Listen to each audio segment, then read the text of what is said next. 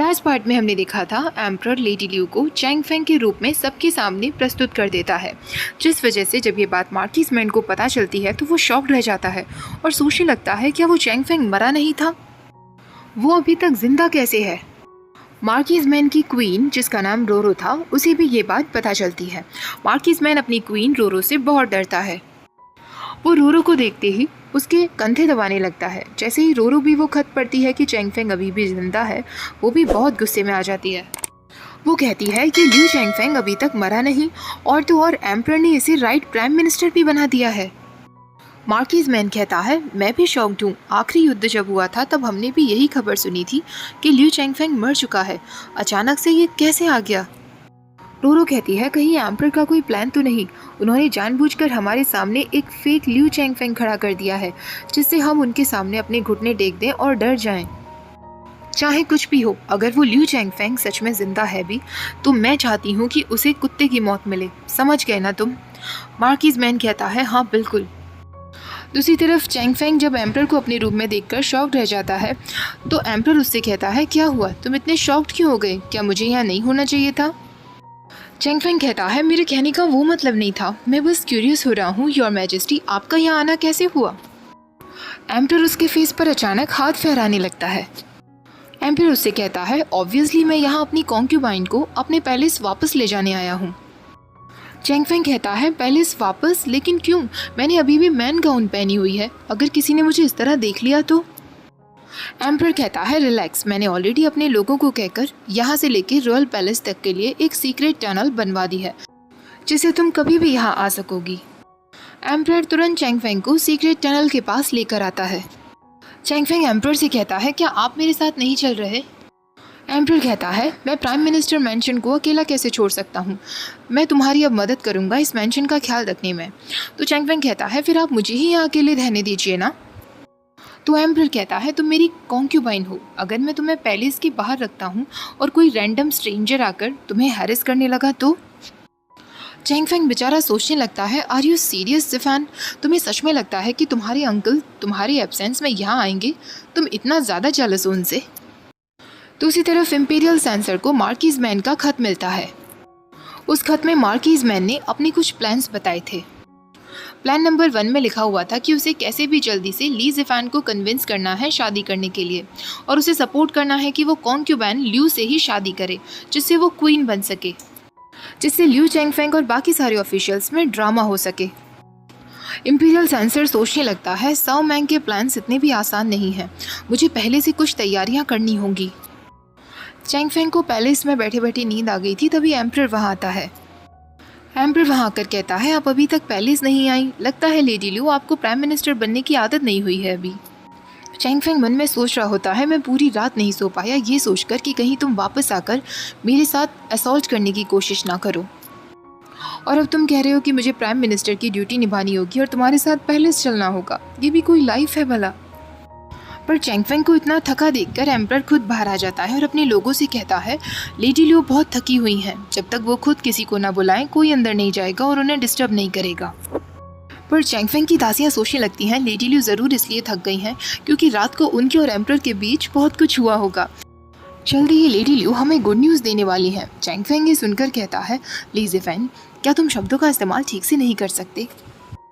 जैसे ही ली जिफान पैलेस पहुंचता है इंपीरियल सेंसर उससे कहते हैं एम्परर हमेशा आपकी माँ एम्प्रेस दोवागर विंटर फेस्टिवल को होस्ट करती हुई आई है, लेकिन ट्रेडिशन के अकॉर्डिंग अब ये एम्प्रेस के द्वारा किया जाना चाहिए।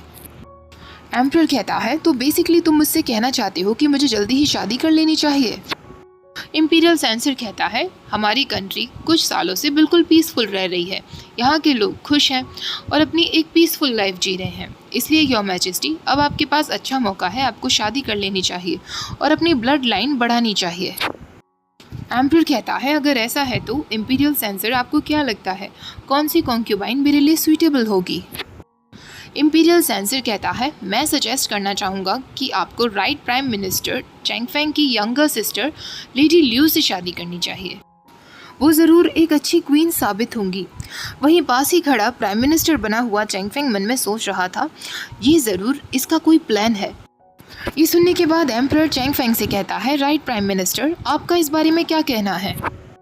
चैंगफेंग कहता है, योर मैजेस्टी, ये आपका डिसीजन होना चाहिए। क्या आपके दिल में पहले से कोई नहीं है जिससे आप शादी करना चाहें? एम्परर इससे पहले कि कुछ कह पाता तभी पीछे से कोई खबर लेकर आता है। वो अनाउंस करता है, ची सिटी में भयंकर बाढ़ आ गई है जिससे बहुत सारे लोग रिफ्यूजी बन गए हैं। जनरल जैनन ने अनाज भंडार को सीक्रेटली अनलॉक किया है और वो अनाज उन रिफ्यूजीज में बांट रहे हैं। एम्परर गुस्से में कहता है, इतने सारे रिफ्यूजीज, वो भी हमारे देश में इधर उधर भागते फिर रहे हैं। मिनिस्टर्स, अभी के अभी मुझे जवाब दो, ये सब चल क्या रहा है?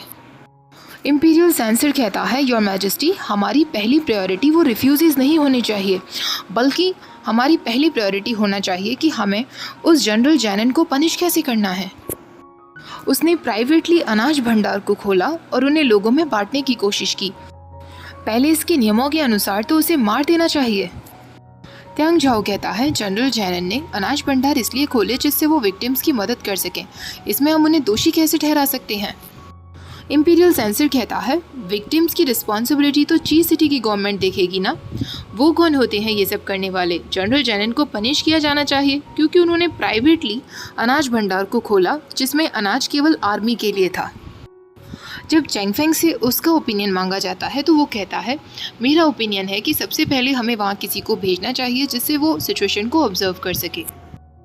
दूसरा, हम आर्मीज़ के अनाज को इस्तेमाल नहीं कर सकते रेफ्यूजीज़ की मदद करने के लिए।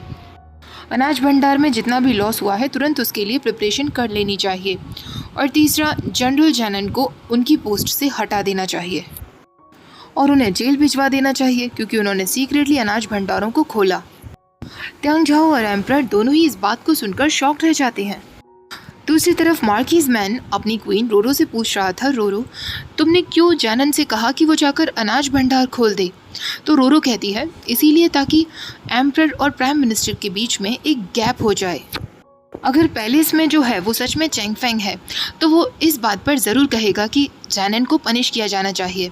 वहीं दूसरी तरफ एम्परर जो अपनी फीलिंग्स को लेकर सोचता है वो जैनन को पनिश करने से मना करेगा। वो ये तो नहीं सोचेगा कि एम्परर होने के नाते उसकी ये ड्यूटी है कि वो पहले आर्मी के अनाज भंडार को बचाए। मार्किस मैन कहता है, और अगर वो फेक लियू चैंगफेंग निकला तो रोरो कहती है, तो फिर एक ऐसा जनरल जिसे नहीं पता कि डिजास्टर को कैसे हैंडल किया जाता है, वो अनाज भंडार को तो फालतू में ही लुटाता रहेगा। इस तरीके से हमारे एक तीर से दो निशाने हो जाएंगे। मार्किस मैन कहता है, तुम तो बहुत चालाक हो रोरो। जब एम्परर और चैंगफेंग अकेले में थे तो एम्परर गुस्से में चैंगफेंग से कहता है, तुम जनरल जैनन को क्यों पनिश करवाना चाहती हो? अगर वो अनाज भंडारों को नहीं खोलता तो क्या उन बेसहारा लोगों को इसी तरह भूखे मरने देता? क्या तुम ये चाहती हो? चैंगफेंग सोचने लगता है, ली ज़ेफान, तुम्हारे अंदर फीलिंग्स भी हैं। क्या मैंने तुम्हें पहले मिसजज कर लिया था क्या? चैंगफेंग उससे कहता है, योर मैजेस्टी, आपने मुझे गलत समझ लिया है, पहले आप मेरी पूरी बात समझिए। एम्परर कहता है, मैंने कुछ गलत नहीं समझा। आज सुबह मॉर्निंग में तुम बिल्कुल इम्पीरियल सेंसर की तरह ही बिहेव कर रही थी। मुझसे कह रही थी कि मैं जनरल जैनन को पनिश कर दूं। चैंगफेंग कहता है, क्योंकि जनरल जैनन ने सच में क्राइम किया है। एम्परर कहता है, अनाज भंडारों को अनलॉक कर देना जिससे रिफ्यूजीज की मदद की जा सके, क्या ये तुम्हें क्राइम लगता है? चैंगफेंग कहता है, रिफ्यूजीज की मदद करना कोई क्राइम नहीं है, पर उसके लिए आप आर्मी के भंडार गृह का इस्तेमाल करें, ये कोई सॉल्यूशन नहीं है, योर मैजेस्टी। एक ऐसा जनरल जिसे नहीं पता कि इस तरीके के डिजास्टर को कैसे हैंडल करना है और वो उसे हैंडल करने के लिए अपने आर्मी के भंडार गृह का इस्तेमाल कर रहा है। इस तरह तो आप खुद साओमैंग को मौका दे रहे हैं ना आपके ऊपर स्ट्राइक कर देने का। क्या पता ये सब साओमैंग का कोई जाल हो। एम्परर कहता है, तो मुझे एक ऐसे जनरल को पनिश करना चाहिए जो लोगों की भलाई के बारे में सोच रहा था। चैंगफेंग कहता है, जनरल ने केवल ची सिटी के लोगों के बारे में सोचा और पूरे कंट्री के लोगों को इग्नोर किया। अगर भंडार गृह का सारा अनाज खत्म हो गया और हमारे ऊपर हमला कर दिया गया तो हमारी सेना क्या खाएगी? और इतने कम समय में सेना के लिए अनाज इकट्ठा कर पाना भी मुश्किल हो जाएगा ना। तो प्लीज़ योर मैजेस्टी, आप अभी के अभी ये ऑर्डर दे दीजिए कि अनाज भंडार को लॉक कर दिया जाए और जैनन को उनकी पोस्ट से हटा दिया जाए।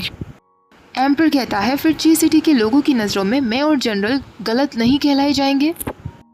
चैंगफेंग कहता है, आपको पूरी कंट्री के लोगों के लिए कुछ लोगों के कड़वे शब्दों को तो झेलना ही होगा एम्परर। एम्परर गुस्से में कहता है, ठीक है, अब तुम पैलेस वापस जा सकती हो। चैंग फेंग कहता है अगर आप ऐसा चाहते हैं तो ठीक है एम्परर। उसके जाने के बाद एम्परर कहने लगता है लेडी ल्यू, क्या आप मेरे दिल की सफरिंग को समझ पा रही हैं? दूसरी तरफ चैंग फेंग सोचने लगता है ली ज़िफ़ान, तुम्हें एक एम्परर की तरह सोचना होगा, तुम इतने जज्बाती नहीं बन सकते।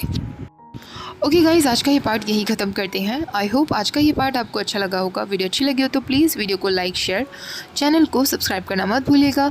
Thank you for watching, bye bye.